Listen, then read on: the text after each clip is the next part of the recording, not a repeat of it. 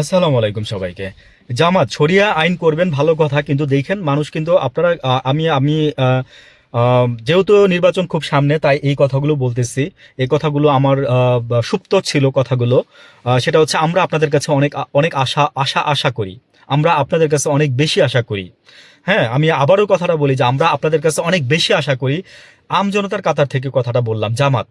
তো সেটা হচ্ছে যে আপনারা সবকিছু ঠিক রাখবেন, শরিয়া আইন প্রচলন ওইভাবে করবেন না। হ্যাঁ, আমি জানি কোনটা করবেন আর কোনটা কোনটা করবেন না। মানে একটা কথা আছে, যেটা সহনশীল, যেটা আমার পিঠে দিলে হবে, যেটা আমার জন্য ভালো হবে সেটাই করবেন আপনারা শরিয়ার মধ্যে। আর যেটা ভালো হবে না সেটা কোনোদিন করবেন না। আপনারা কোনো কিছু চাপাই দিবেন না, প্রথম কথা হচ্ছে আমার এটা। ঠিক আছে, আমার কথা হচ্ছে কোনো কিছু আপনারা চাপাই দিবেন না মানুষের উপরে। তাহলে আপনারা মানুষের মন সারা জীবন ধরে ধরে রাখতে পারবেন। আমি একবার বলছিলাম যে হাসিনাকে, যে হাসিনা যেভাবে ক্ষমতায় আসছিল 111-এর পরে, যেভাবে দুইটা একটা বছর চালাইছিল, এই যে আপনার বিডিআর পিলখানা হওয়ার পরেও হাসিনা যুগ যুগ ধরে ক্ষমতায় থাকতে পারতো। হাসিনা যুগ যুগ ধরে ক্ষমতায় থাকতে পারতো, শুধু যদি ওর এই আকামগুলো যদি বাস্তবায়ন না করতো।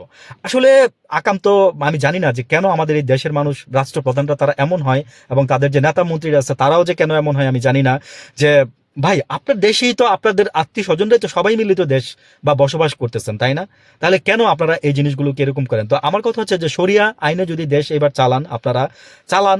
মানে মানে শরিয়া আইনে চালাবেন এটা বলেন নাই, সরি আমি ভুল বলছি। মানে চালাবেন না, মানে চালায়েন না, কিন্তু কথা হচ্ছে যে প্রচলিত আইনে দেশ চালাবেন।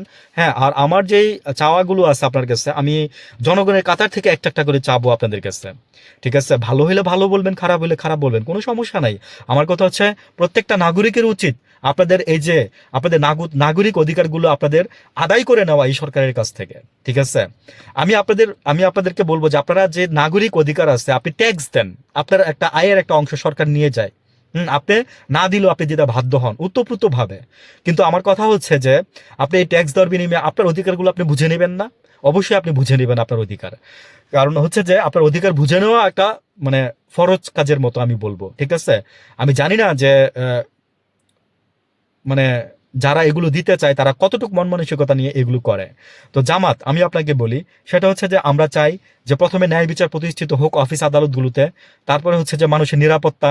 ঠিক আছে, পাশাপাশি দুইটা জিনিস চাবো আমি, দুইটাও কোনোটার একটাও কোনোটার কম অংশ না। তো তারপর হচ্ছে যে এই যে মানে খাদ্যদ্রব্য নিয়ন্ত্রণ, এগুলো আপনারা একদম একদম আরো কমাই নিয়ে আসবেন। সিন্ডিকেট নাই।